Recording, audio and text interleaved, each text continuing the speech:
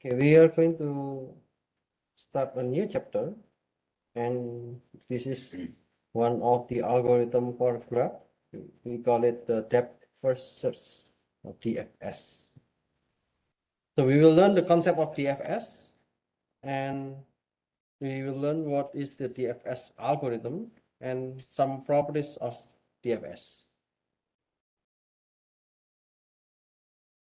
DFS is depth first search. So before we learn about the DFS, I would like to mention about subgraph. What is subgraph? We know graph and there is a subgraph. Subgraph S of a graph G is a graph such that the vertices of S are a subset of the vertices of G. Subset, do you know subset? If you have a set, then there will be a subset. For example, let's say I have a one set, 1, 2, 3, 4, 5. So if I have set 2, 1, 2, 3. So S2 is a subset of S1 because the elements of S2, which is 1, 2, 3, are sum of the element of S1. So this is the same with the graph. We want to see what are the elements of the subgraph. If the element of the subgraph is a subset of the vertices in G and the edges of S are a subset of the edges of G, then we call it this is the subgraph. So for example, this one, I have this graph.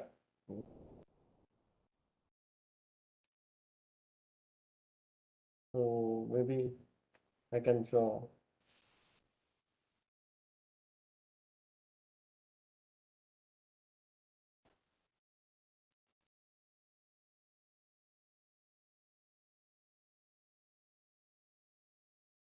I have a graph like this one.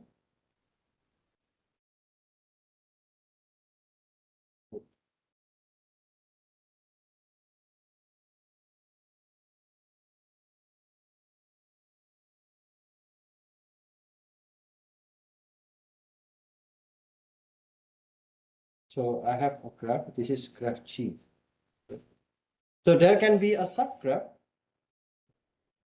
So the subgraph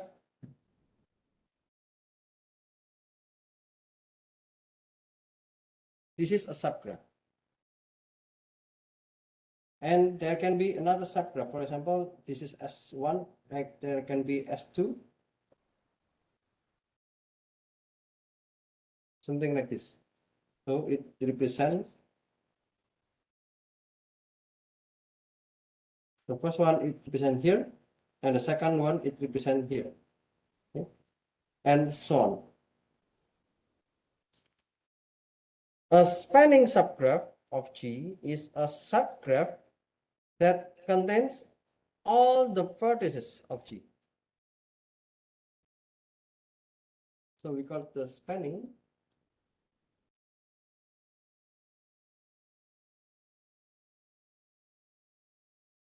So if it is spanning, then all the nodes,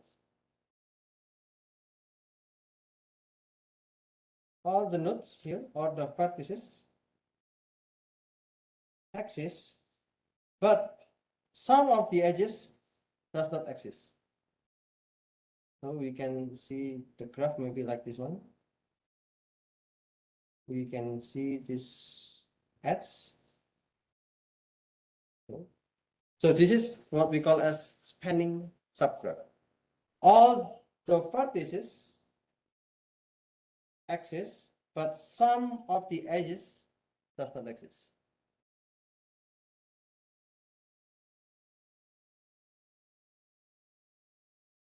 Connectivity.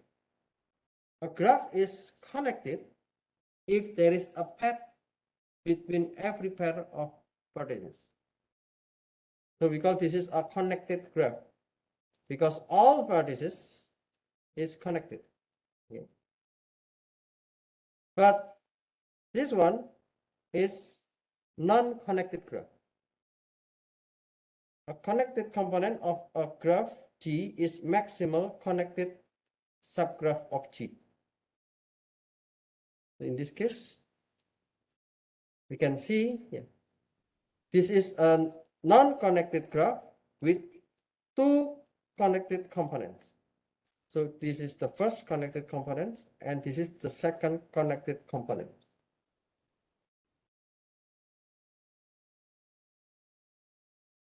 In the concept of graph, we will have trees and forests. So if you later on, if you learn the data mining stuff, we will see there is a decision tree and there will be a random forest. So tree is an undirected graph such that T is connected and T has no cycle. So we have this T here. It is all connected and there is no cycle. So this is tree. But be careful. This tree definition in the graph is different from the one of the rooted tree. The rooted tree, if you still remember when we learned about the binary tree, proper binary tree, there is a root. Okay? We will have a root and then we have children. Okay? So it is different with that tree. Okay? This is the tree for the graph. Okay? Let me just give a note one more time. This is tree for graph. It's different with tree. That is the rooted tree. A forest is an undirected graph without cycle. Okay. And the connected components of a forest are trees. So we call this is a forest. As you know, in the reality, in a forest, there are many trees. And all the trees, some of them are not connected. So we have this tree, we have this tree. Maybe there is a separate tree.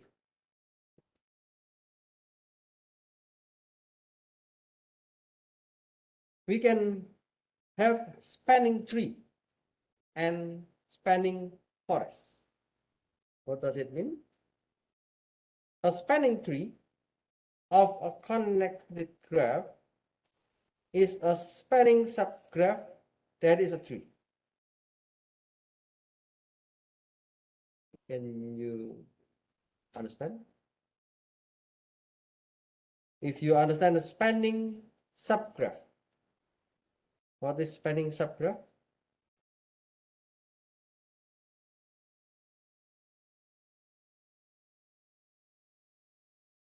We learn the spanning subgraph. The spanning subgraph means a subgraph that contains all the vertices of G. So all the vertices are maintained. So the spanning tree of a connected graph is a spanning subgraph that is a tree. So we have this graph and I want to make a spanning tree. So all the nodes will be still the same. All nodes will be still the same. The only difference are the edges. We can have these edges. We can have these edges. Or we can have another edges. Okay. So we call this is one spanning tree. There can be another spanning tree. This is another spanning tree. And there are many possible spanning trees.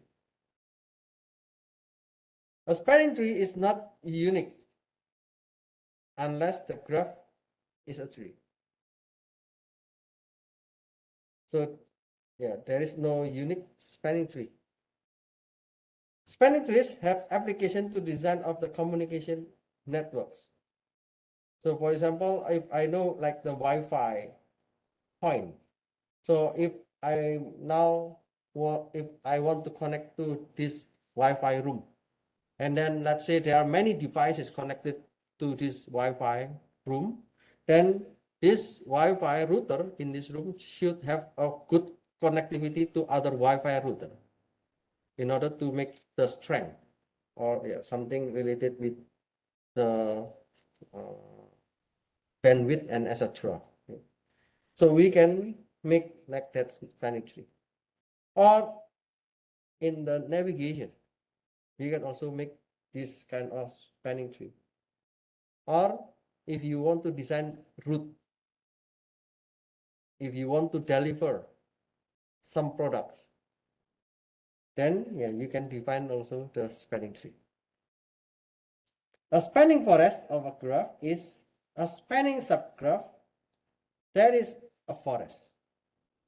So a forest is, yeah, there will be many unconnected or non-connected graph.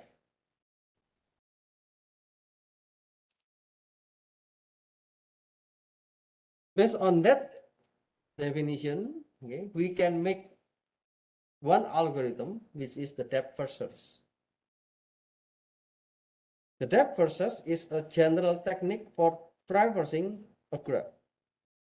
So if you learn the concept of rooted tree, okay, we learn in the rooted tree there are several kind of traversal properties. Do you still remember? We have pre-order traversal, we have post-order traversal, we have in-order traversal. Okay, so those are the traversal for the rooted tree. But in the graph, we have another traversing mechanism or algorithm, and DFS is one of the traversing algorithms. Maybe yeah, if I'm not mistaken, you learn about prism in Gyeongyang Suha. Prism. I'm not sure if you learn this. And Kruskal. Okay, Kruskal-Wallis algorithm. That's the very basic of the spanning tree for graph. I saw there are some teams who want to apply Prism and Kruskal-Wallis. That's also fine if you want to apply this one. And let me just explain DFS.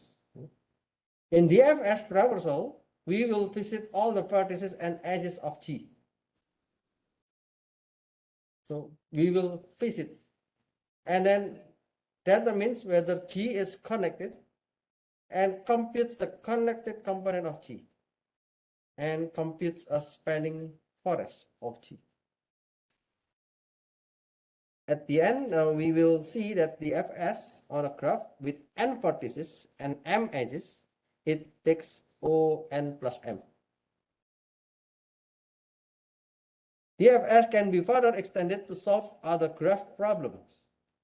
For example, if we want to find and report a path between two given vertices, or if we want to find a cycle in the graph. DFS is to graph what Euler tour is to binary tree. So I will not discuss the Euler tour because I didn't give any details for the Euler tour last time. Now let's see this algorithm. There are two kind of, we call this is methods. Okay? The first method or the first function is DFS with a graph G. The input will be a graph G, and the output is the labeling of the edges of G as discovery edges and back edges. We will fix it for all vertices. Okay, so this is, from the previous PowerPoint, vertices. It means I want to do the iteration. So for every U, it means for every vertex in the graph.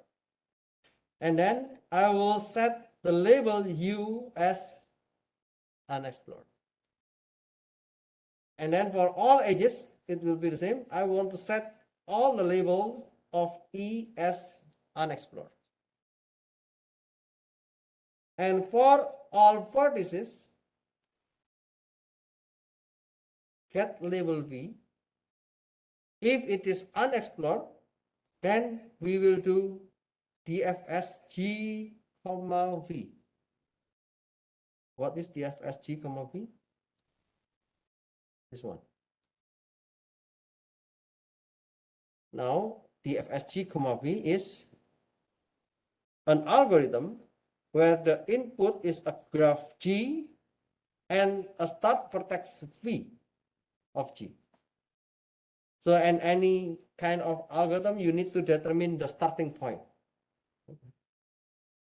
And the output will be labeling of the edges of G in the connected components of V as discovery edges and back edges.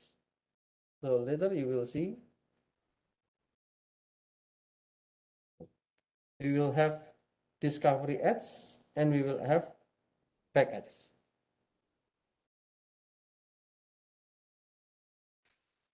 This is the algorithm. Set label will be visited if you enter this function. And then you will do for all the incident edges. If the E is unexplored, then this one. Okay, I will do this one by one, so you can understand how to run this algorithm. So I will go here and then I will check the example, move back and forward. So in the DFS algorithm, if you check on the pseudocode, the idea is just like this one. The G is the graph and then U is the vertex and discovered. So if everything is been discovered, then it will be determined whether the vertex has been discovered or not. So you should be discovered prior to the call. Discovered is a dictionary mapping its vertex to the edge that was used to discover it during the DFS. So we will just check for every incident edges if V is the opposite. You still remember opposite? Okay. If we have U and V, so the opposite of U is V. Okay. And then if V is not in discover, then we will put the discover V as E and then we will do this DFS GV discover.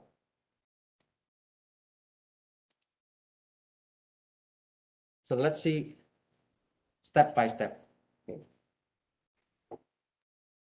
We have A. Okay, please take a look on this one. If I put some mistakes, please let me know. Okay. I put the blue color as the unexplored vertex or UV. And then the yellow color is the visited vertex, VV. And the line with black color is unexplored vertex, which is UE. And then the line with the arrow, with the solid arrow, it is a discovery edge, DE. And then the arrow with dash is a back edge. So the first time I have the A, B, C, D, E. Okay. The state is UV, UV, UV, UV, UV. We have not visited any vertex. And let's start from A. Okay. We assume we start from A. So there will be an edge. The possible edge is AB, BC, yeah, CA, yeah, or maybe AC system, CD, DA, CE, and EA. And all of them will be put as UE at the first time. UE means unexplored. Okay. As you know, the first, we put all the U as unexplored, and we put all the E as unexplored.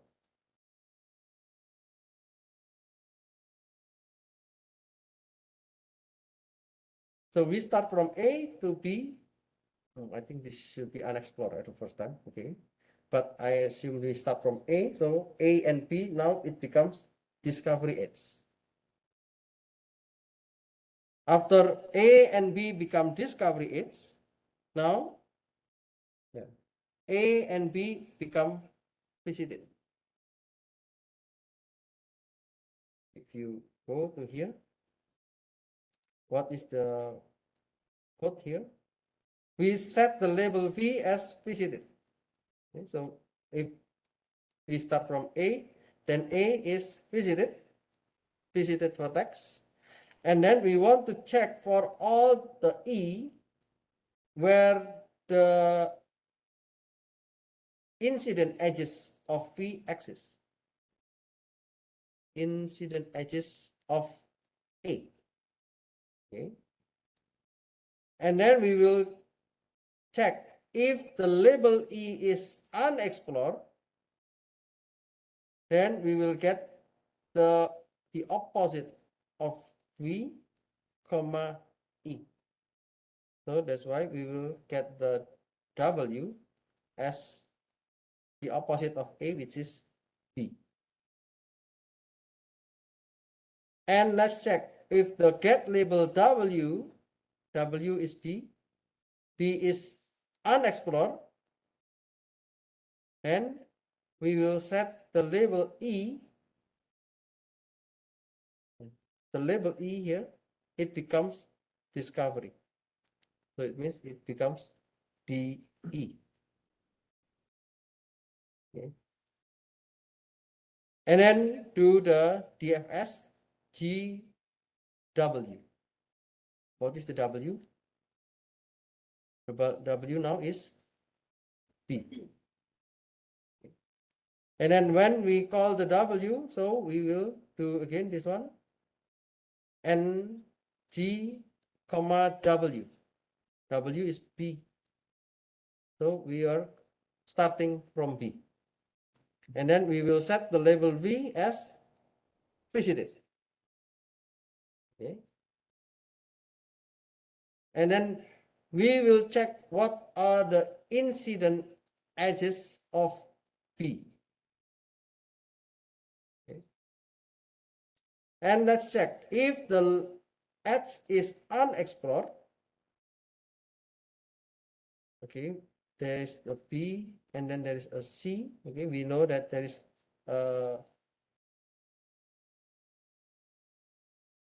from B there is an edge to C.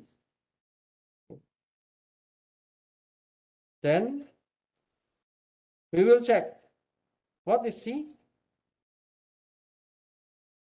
There is an edge E, and the new W will be C. I want to check if C is unexplored. Yes. Then set the label E as discovery. So make it as DE. for the B to C, and then go back to the DFS, not go back, but it will create a new DFS, and now DFS will run for the graph G, and it starts from C.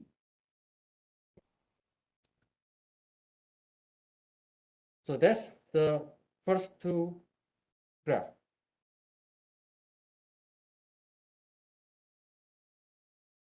Now we are in the C. So again, we will do the next C. We will check, first we will check the edge. Okay. We have the edge, and then we want to check the opposite. What is the opposite of C? The opposite of C is A. And if you check on the, yeah, I don't know how to match the algorithm with the picture. So I back and forward, back and forward. And if you check this one, there will be a condition, get label W. So the first W is C, and then we want to see the E. E is unexplored, yes. Now we want to see the opposite of C with the respect of the edge E. So the new W is A. Okay. You can see there is an arrow from C to A. Let's check about the label of A. A is unexplored? No, A has been visited. That's why we will go this one. Set the label E as back edge. So we will put BE. And then after we finish this one, we will go to find another incident edges. Incident edges of C. So there is another edges. What is another edge? After C to A, then we have another edge, which is C to D.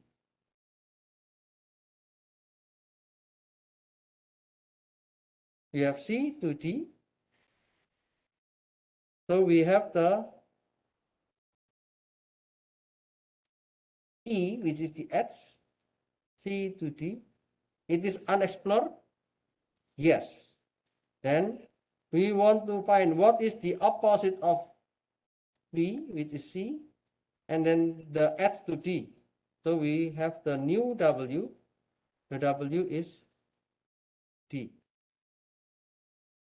And then I will check, get label W. Is it unexplored? Yes, D is unexplored. Then we will set the label E as discovery. So there will be DE, discovery edge, for C to D. And then we go to DFS G, W. So we will back here, and now we have the DFS G, what is the node? The current node is T. And then we will set the label V as visited. So D will be visited. And then we go again checking the incident edges of D. What is the incident edges of D? The incident edges of D is A. Okay, it goes to A. C to A, it is back edge. And then we go to C to D. Okay. And D to A is also back edge because A has been visited. So D to A is back edge, and because it is already a back edge, you know, that kind of recursion. When we finish with the D, there is no other edges from D. So we will return back to the C and we find what is another edge of C. So another edge of C is C to E. And then it will check, is E unexplored? Yes, because it is unexplored. Then we will check also this one. Is it unexplored? Yes. Then this is the new W. E is the new W. And then we will do again with the DFS of graph G, comma E. We will do with the E as the vertex. And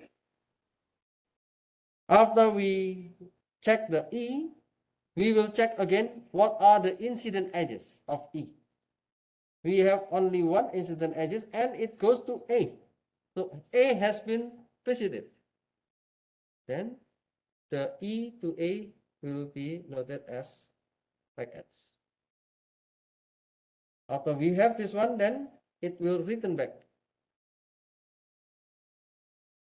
Is there any other incident edges from C? No.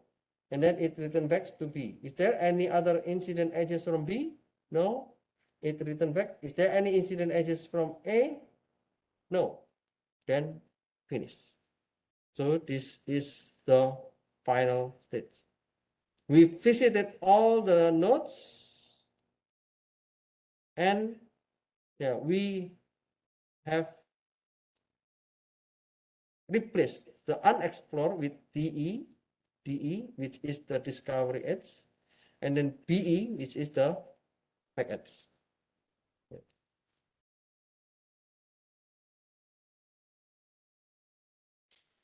So the DFS is the classical strategy for exploring a maze.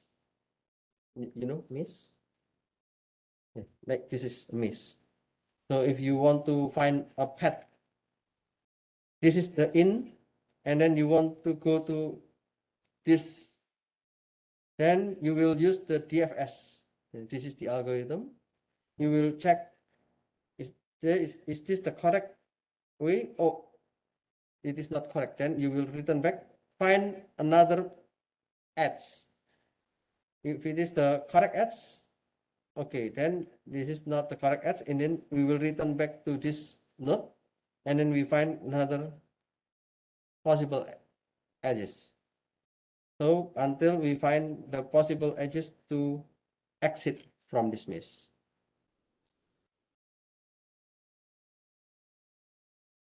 In this case, yeah, we mark its intersection, corner, and dead end.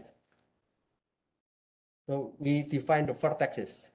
So like in your assignment, so you use Q, but there can be an extension of that Q.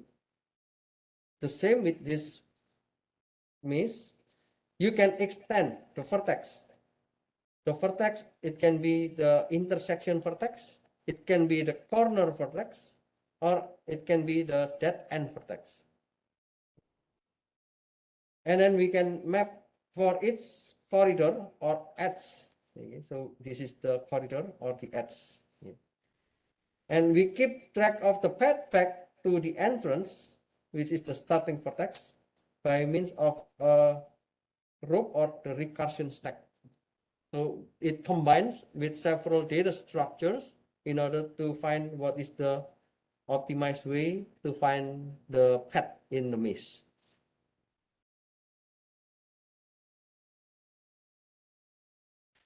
There are two properties of DFS. The first is the DFS visit all the vertices and edges in the connected component of B. Okay. This is the assumption for this DFS. All are connected. And the discovery edges labeled by DFS G, V form a spanning tree of the connected component of V. This is back edge. This is back edge. This is back edge. So we do not draw this one, but instead we will have the A to B, C to D, and to E. So this is the spanning tree. Okay. We call this is the spanning tree.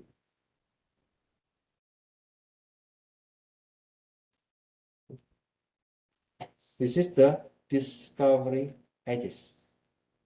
This is the discovery edges, discovery edges, discovery edges, and the discovery edges.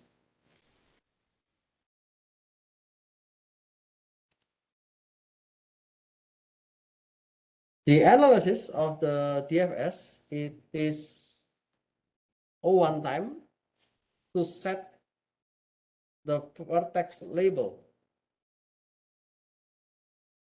And each vertex is labeled twice. We have the unexplored and we have visited. Its edge is labeled twice.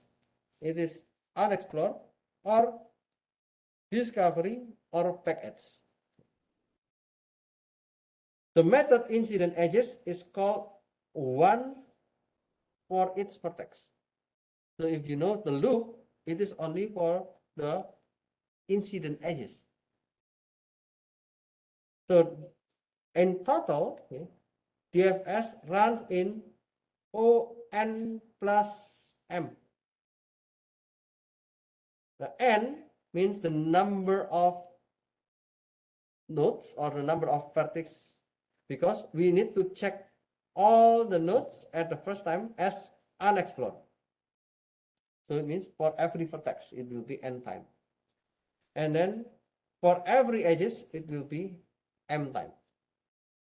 And for this M, because we need to check for every incident edges, the worst case will be M.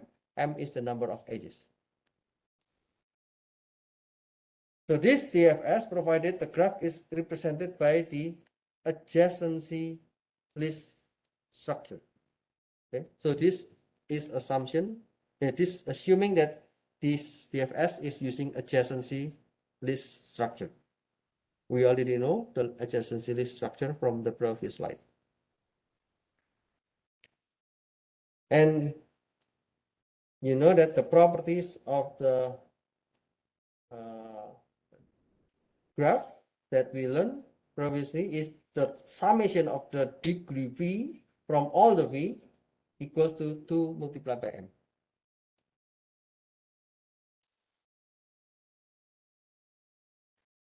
Path finding. Okay, it is good if you can apply this path finding, okay? Because in this path finding, it is similar with some of the team project topic. You want to find the shortest path. Okay? So the shortest path, it can be also one of the issues in the graph. And path finding, we can use DFS as the algorithm. We can specialize the DFS algorithm to find a path between two given vertices U and Z using the template method pattern. Okay, so this is the template that I can share to you. We call DFS G, U with U as the starting vertex. And we use stack. Okay, now we try to combine several data structure and the algorithms. We know about DFS, and the DFS is combined with stack. It is to keep track of the path between the start vertex and the current vertex. So we will use S as the stack. And as soon as the destination vertex is encountered, we return the path as the contents of the stack. So if it is correctly visited, then it will be in the stack. If it is not, then it just pop.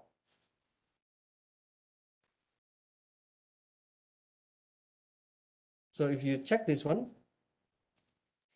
we have the G, V, and Z. Set the label as visited. So this is the DFS. And then we will push at the first time. And then if P equals to Z, then just return all the elements. And then again, we will check for every possible edges. And again, we will check whether the label is unexplored. If it is unexplored, check the opposite of that edge. And then check whether the opposite is unexplored or not. If it is unexplored, then set the label E as discovery. And okay, you can see here, we will push E. So this is the discovery edge. If it is discovered, then we will put it into the stack. And then we will go again to the path DFS, G, W, until Z. We will run again until we finish to find the set. So if V is equal to Z, yeah, because W will be updated until it is equal to Z. If it is not Z, then we will keep doing this one. The idea is the same with the discovery and the back edge. The only difference is once we find the discovery edge, we will put it into the stack. But if it is back edge, we will not put it into the stack.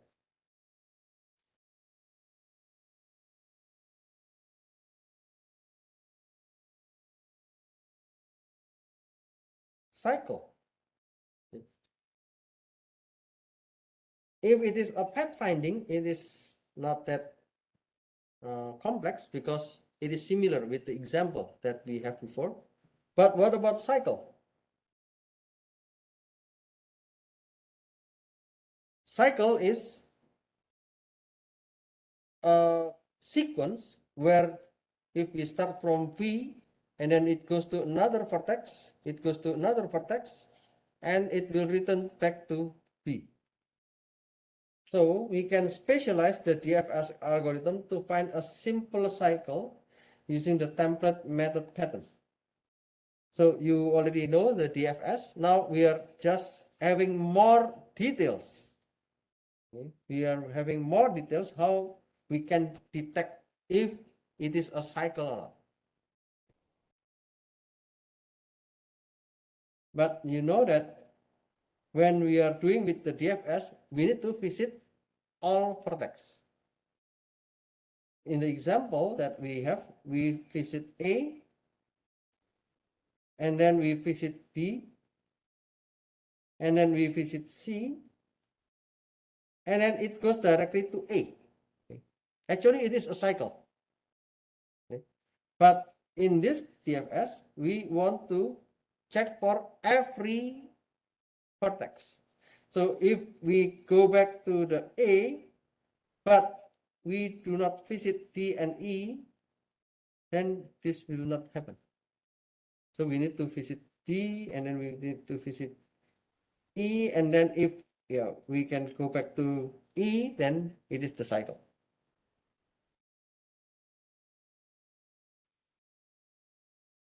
So in this case, yeah, we can use another data structure which is stack to keep track of the path between the start vertex and the current vertex.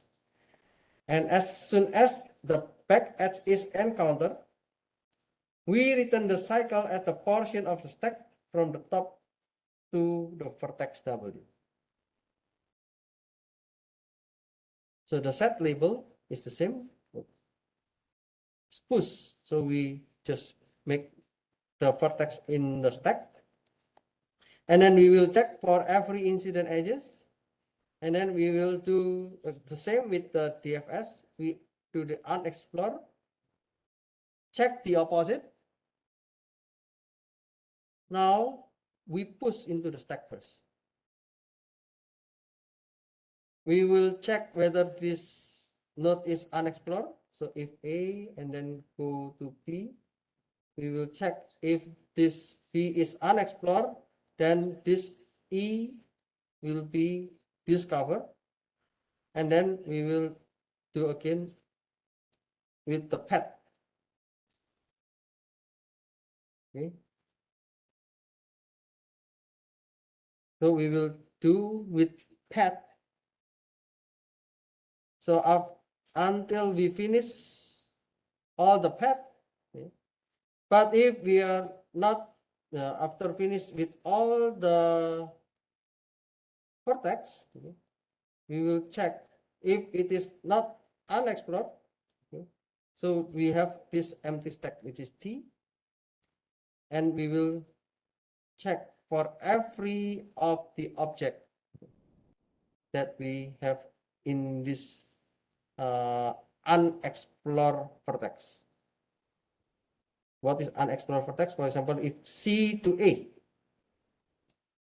then yeah, of course this is unexplored. So instead of making as the back edge, we put it into the stack.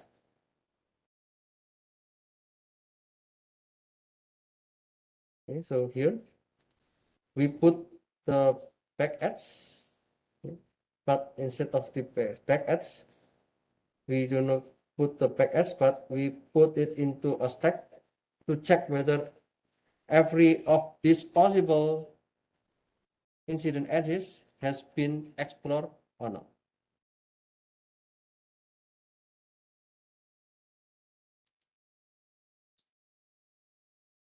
Okay. So if we know the DFS, we can extend it to path finding, cycle finding, okay? And when you do with your team project, you can also use this one, and you can extend based on your problems. Okay? So that's the reason why I always ask you find a very specific example, because if you apply DFS, you may add some more problems or some more codes in between of this DFS.